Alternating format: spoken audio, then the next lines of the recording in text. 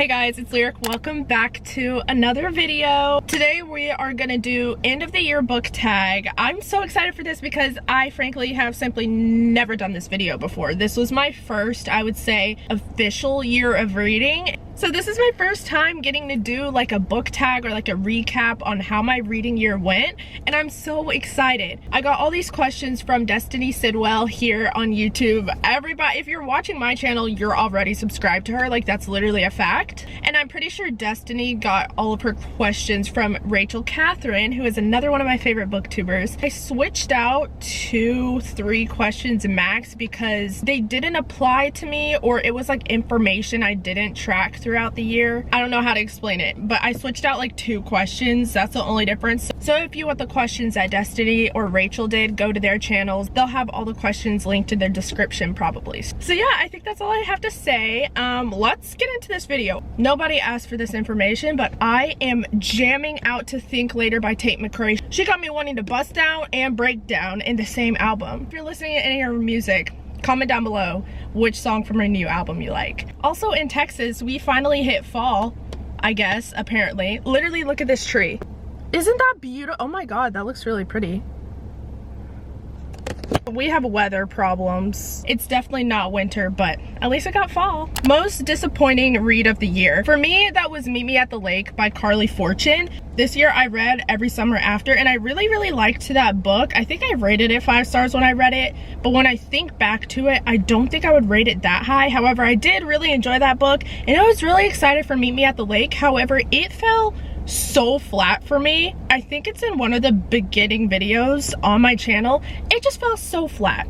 It was like the romance, I couldn't grasp it. I didn't really like the trope. It almost seemed like it was written by a different author because it just didn't compare to Every Summer After. Did not hit for me. Underdog book of the year. I would have to say, for me, this is The 7-Year Slip by Ashley Poston. Now, I know you guys are like, no, that book got so much hype. However, when I read it, I'm not trying to say I started a trend because I definitely didn't, but I read it before everyone started talking about it. Like, I had finished reading that book. No one was even talking about it for weeks after I read it. And then it started getting all the hype. So when I read it, no one was talking about it, and I loved it. And I was like, why is no one talking about this book?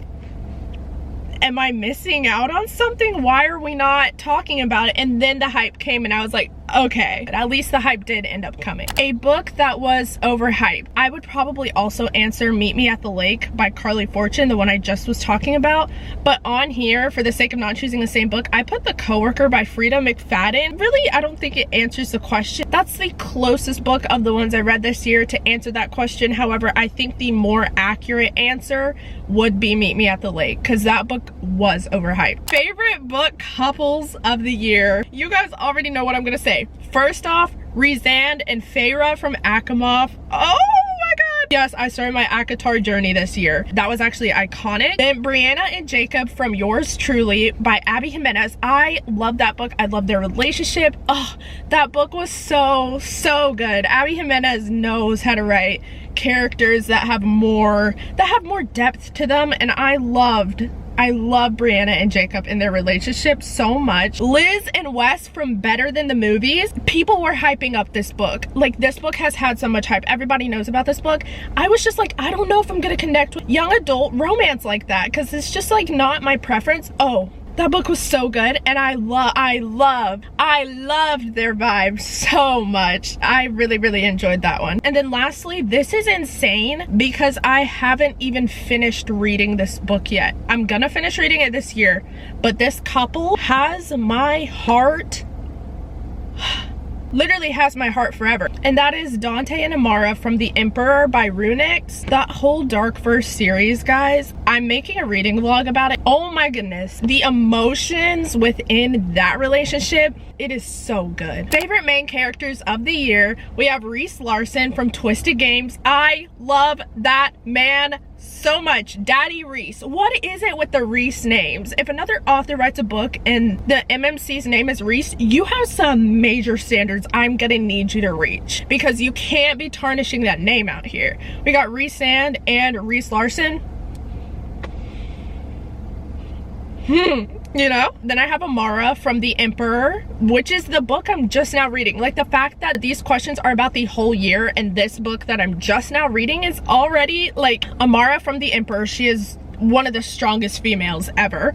Then we have Beau from Out on a Limb. He's honestly the blueprint of a perfect man that you would want to be with in a relationship. I don't know how else to put that, but Beau was so precious and oh, I loved him. The last two, but really they should be the first two. Xaden from Fourth Wing and Rhysand, of course. They're always gonna have a special place in my heart. A book that surprised you. Out on a Limb by Hannah Bonham Young. Heather McLary mentioned this book and she was raving about it because she really liked it. However, I saw that the trope was pregnancy trope, which is not my cup of tea. Not my cup of tea, not my cup of water, not my cup of coffee. It's just like not something I really prefer. When I tell you guys, this book is the perfect. If you had to perfectly execute pregnancy trope in a book, Out on a Limb. I would actually recommend you guys read it because the relationship, it dealt with so much. It was such a deep book. Like, it dealt with the emotions behind the woman while she's pregnant and then like dealing with that with the man. And this is pregnancy trope, like one night stand. This is not like they've been together in any way. One night stand. And Beau, the way he handled, oh, you guys need to read it if you haven't. It's so good. And even if you're not into pregnancy trope, you might still like this because I know I sure did. New favorite author you discovered in 2023. This one is a little hard for me to answer because this was like my first full year of reading and I discovered authors like Emily Henry, Sarah J Maas, Rebecca Yarros, Anna Huang, Abby Jimenez, Frida McFadden, Alice Feeney. So many great authors. I am going to mention the ones that I read the most books from and had the highest ratings from. First off is Rebecca Yarros. Everybody knows her. She wrote Fourth Wing and Iron Flame, especially on TikTok. Everybody knows about those. The reason I'm putting her in this though is because after I read Fourth Wing, I wanted to read more of Rebecca's books, and so I read The Last Letter. I rated that book almost 6 stars. It broke my heart, guys. It is so sad, but it's so good. I think before Rebecca wrote fantasy, she wrote like more military based books, which really isn't normally something I really enjoy. And also there are children within that book, which is also something I tend to hate. I loved both of those aspects. This book was amazing. And then another book that I read by her this year was In the Likely Event. That one's not, none of those two books that I just mentioned are in any reading vlogs. I haven't rated any of the books I read by Rebecca this year any lower than like 4.25 stars. They have all been so good and have like stuck with me throughout the whole year. And then the second favorite author for me is Anna Huang. I read all 4 of the books in the Twisted series, and so far I have read all 3 of the books that are out in the Kings of Sin series. I think Anna Huang just writes the type of men she writes are, I think it's like my blueprint type that I like to read about in books. And so I think it's more like I connect with the type of characters she writes. I can understand how everybody won't always love what she writes, but I personally haven't read a book by her that I don't enjoy. Twisted Love, if we just push that to the side, all of the other books I've really enjoyed so far. I just love like the rich men that are slightly mean, that slightly only like they're one girl and are kind of protective. Some of them will kill people who touch her. The type of men and relationships she writes are kind of like comfort relationships I just really always enjoy reading about. Those are 2 of the authors I really enjoyed reading from this year. Happiest read of the year. I put Love Theoretically by Ali Hazelwood. Something about this book had me giggling and kicking my feet in a way that should have been illegal. Like, I should not have been out in public being seen cheesing, smiling, laughing, and giggling like that. Like, imagine you walk into a cafe, you see me sitting in the corner and I'm acting like this. Oh my god! See how annoying that is? I was doing that in public because of this book. I don't know if it's the happiest read ever. Allie's writing be having me feeling all giggly and cheesy, and I just loved Jack in this book. Elsie and Jack were just so, they were such a fun couple. It was a fun read. It just stuck with me. I really enjoyed that book this year, and it made me so happy. Most frustrating book you read in 2023. I also put Meet Me at the Lake by Carly Fortune. Yeah, I don't know what it was about that book. That book is the one I got the closest to DNFing, I think. I just didn't really like it, and I think I rated it 3 stars. I could literally move it down to 2 stars probably, but I've never rated a book that low, and I feel bad. I don't know. It was just frustrating. Didn't really enjoy it. Didn't really like the I didn't really like the plot or the concept, I think. Saddest book you read. The Last Letter by Rebecca Yarros. If you want to cry, if you're willingly ready to just sit down, open a book, and break down, go ahead and choose The Last Letter by Rebecca Yarros.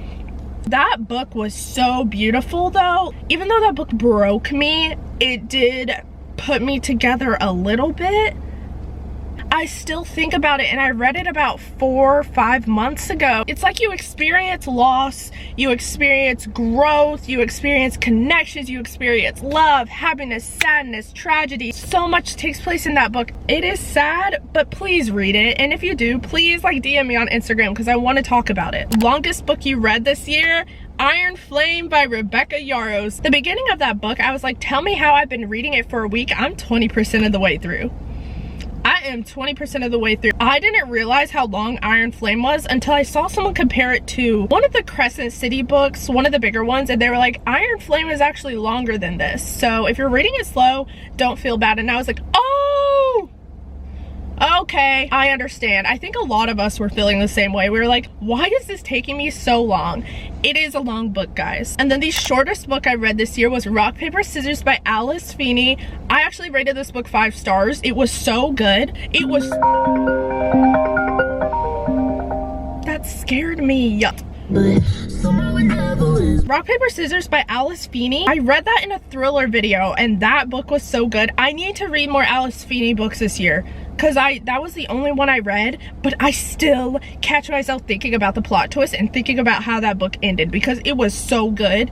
So good. So it was a short book, but it was a good book. Favorite covers of the year. Oh, this is so exciting because I very much judge a book by its cover. If I see a book and it's pretty, I'm gonna get it. If I see a book and it's ugly, the chances of me buying that thing plummet drastically. The first cover I have is Wildfire by Hannah Grace. This, as soon as the cover released, I was like, it is beautiful. It's something about the colors, and I love this type of art. Don't look at that cover and tell me it's not cute. I mean, you can tell me that, but you're wrong, so.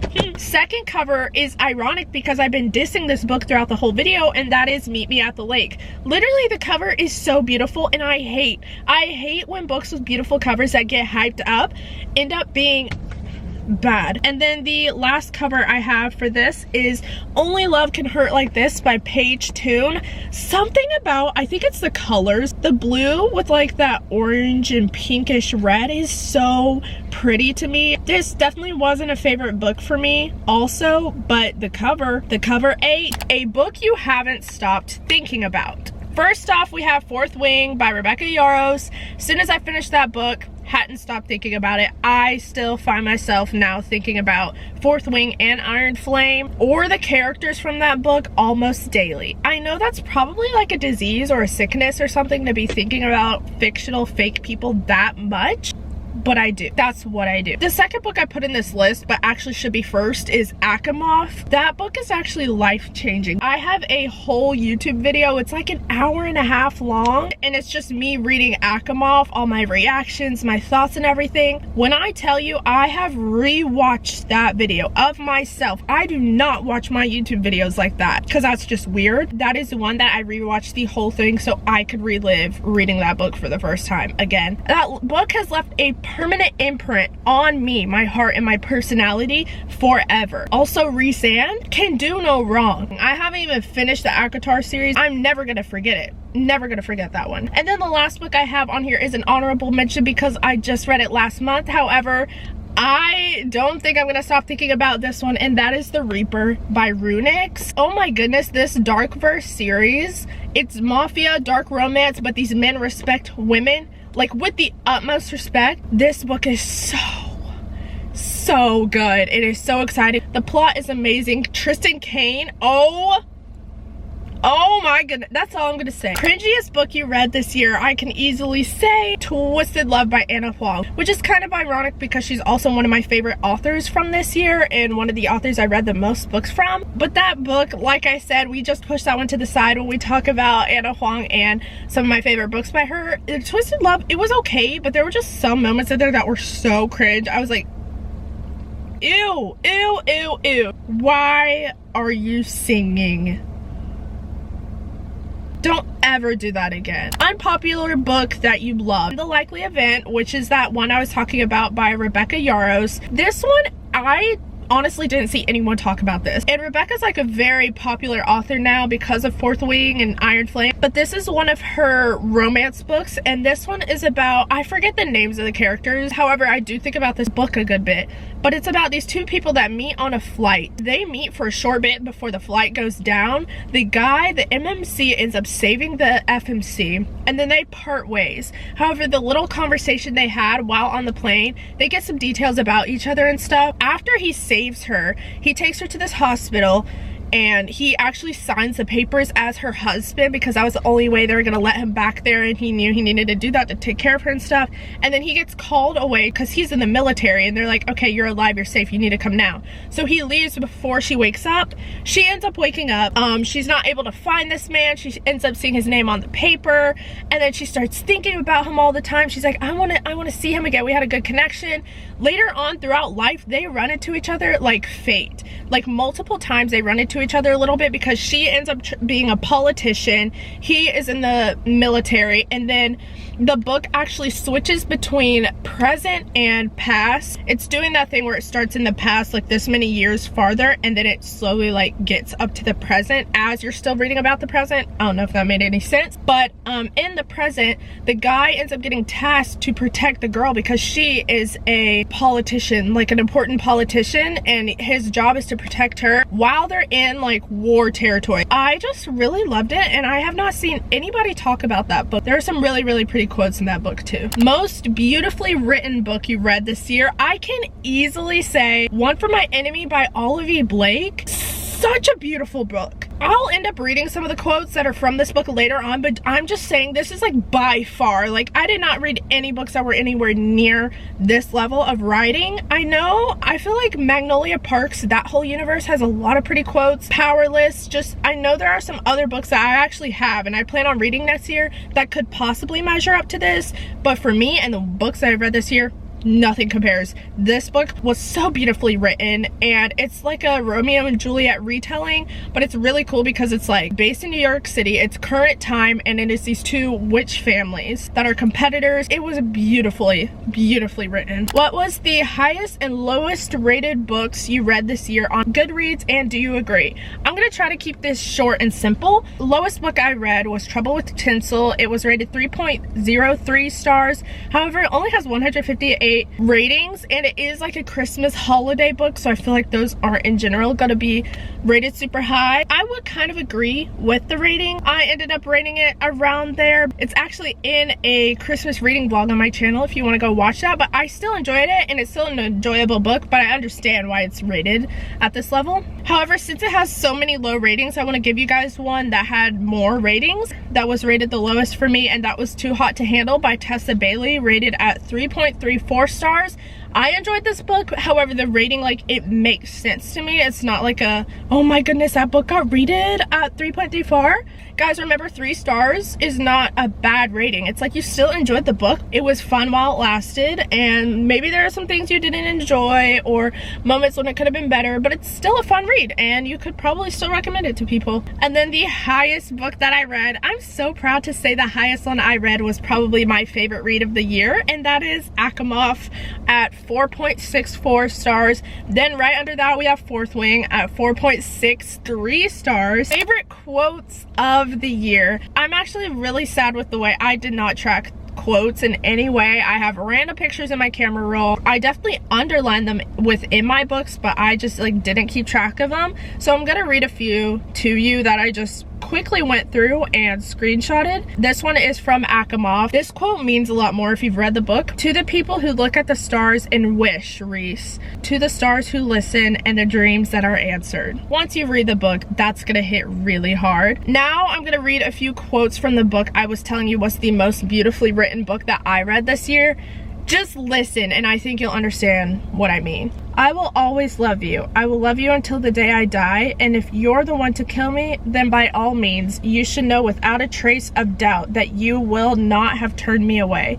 I will have spent the final beat of my heart loving you, just as I always have. Only you, Masha. See, that's just so beautiful. This is another one, and they're talking about their lives, but talking about their lives as if their lives were books. And it says, we don't have time for an entire book. Don't say that. Please don't say that. Write me a tragedy, Lev Fedorov. Write me a litany of sins. Write me a plague of devastation. Write me lonely. Write me wanting. Write me shattered and fearful and lost. Then write me finding myself in your arms, if only for a night. And then write it again. Write it over and over, Lev, until we both know the pages by heart. Isn't that a story too? Like, you're telling me that's not like music? That is just so beautiful to me. One more quote from that book and then we're done. I'm sorry, but like I had to share these because these really just made me feel something. When you spend enough time with someone, as I have, you begin to learn them like a muscle. You learn their little tics, their eccentricities, their thoughts. You learn the signs and read them like stars, like lines in a book. And after time, you learn them like a pulse, like your own pulse, like a heartbeat. I think that might be one of my favorite quotes. This quote is from King of Pride by Anna Huang. Maybe not one of my favorite quotes, but just a good quote and one that I actually documented. Even when we broke up, even when I walked out, just knowing you existed somewhere in this world was enough. Like, imagine leaving someone, but just knowing that they exist brings you comfort. This next quote is from In the Likely Event, which is the one I was just talking about where the plane crashes. He wasn't mine, I wasn't his. That was the agreement we made. And yet he was always mine, I was always his. Last quote. Sorry for making this like a whole quote video, apparently. This quote is from Finale by Stephanie Garber. This is the last book in the Caraval trilogy, which I have not talked about in this video at all, but I love that trilogy, by the way. Occasionally, there are minutes that get extra seconds. Moments so precious, the universe stretches to make additional room for them, and this was one of them. People don't get pauses like these very often. Some people never receive them at all. Those are just a few of my favorite quotes from this year. Books with the most unique concept. I feel like I didn't read too many books with the most unique concept, but to me, these are the ones that stood out, and that is Hooked by Emily McIntyre. I made a whole reading vlog about this book. This concept, I guess the concept isn't too crazy, but this whole series that Emily has created is like fairy tale villains getting their happily ever after. I guess you don't really think about that happening in books, but it's really cool. Hooked was based off of Captain Hook from Peter Pan. It's like Hook finding a happily ever after. It's kind of weird because it's like someone finding love, but they're actually kind of a bad person a little bit, and so you're almost like, do you even deserve love? But then at the same time, you end up low-key liking him. Like, the way I started off the book, I hated Hook. I almost didn't want to keep reading it because I was like, what is this? But the more I read it, I actually ended up really enjoying the book. And the concept is just, it was kind of giving like mafia, but not really, but also villain that's definitely not a mafia person. You have to read it to understand, but I thought it was pretty unique. Book you read that you would reread. Asimov, Twisted Games. I love that book. Like I said, something about Reese Sand from Asimov and Reese Larson from Twisted Games. They got me. And then lastly, Beach Read. I've only read Beach Read once, but I really want to read it again because anytime I watch someone reread that book, I get butterflies. Okay, we're getting closer to the end. Reading goal reflection plus 2024 reading goal. My reading goal for this year was 70 books. I started off the year really slow, like 2 books a month. For the first few months, I did not read a lot at all, and my goal was 70 books.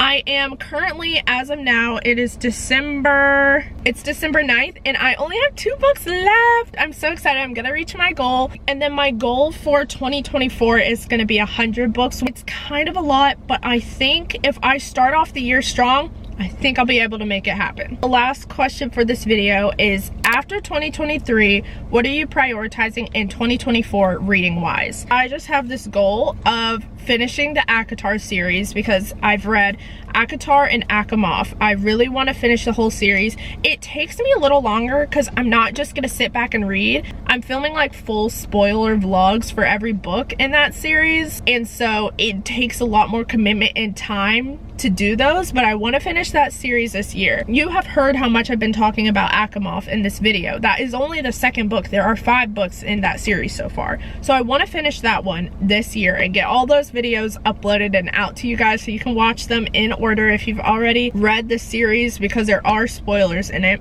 And then my next goal is to just stop pushing off books that I think I will love and just read them. Like, you know, when you just have a major feeling you're gonna love a book, or you know the trope is something you love, you know people that you share similar opinions with also love the book. I have this thing where when that is the situation, I just don't read the book, and I don't know why. It's like I get anxious because I'm like, what if I don't like it and my hopes and my spirits are crushed? Or what if I read it, love it so much, and then the experience of reading it for the first time is over and I never get to do that again? I just need to get over myself and read the book. I have so many good books. There are always new books coming out, and then once you read the book, you can like talk about it with other people, and that's a fun experience too. And then my last goal for 2024 is to try to get into audiobooks. I don't have a Kindle, and I have never fully listened to an audiobook before. I'm a material girl. I'm kidding. I'm very much like a hold the book, read it type of girl. But I have started listening to an audiobook this year. I started listening to it and I really enjoyed it. I was like,